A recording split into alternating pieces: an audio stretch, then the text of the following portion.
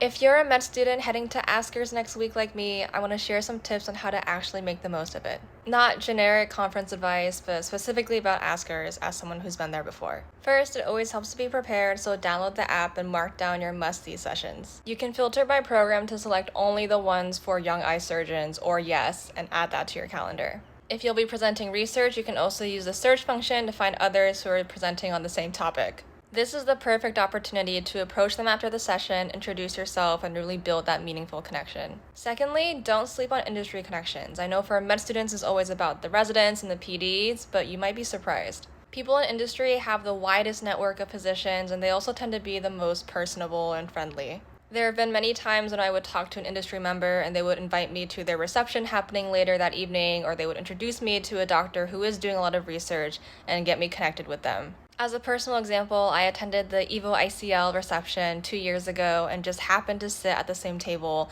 as some faculty and residents from a program that my mentor used to train at.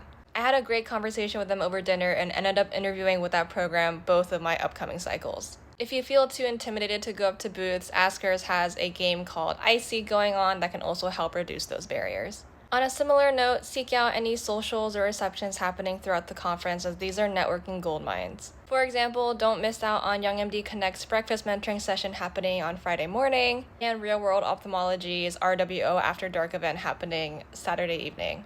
Both of these events are free for members and are designed for people at our stage in training. Links are in my bio for both of these orgs. Lastly, don't forget to leave some room for some spur-of-the-moment magic.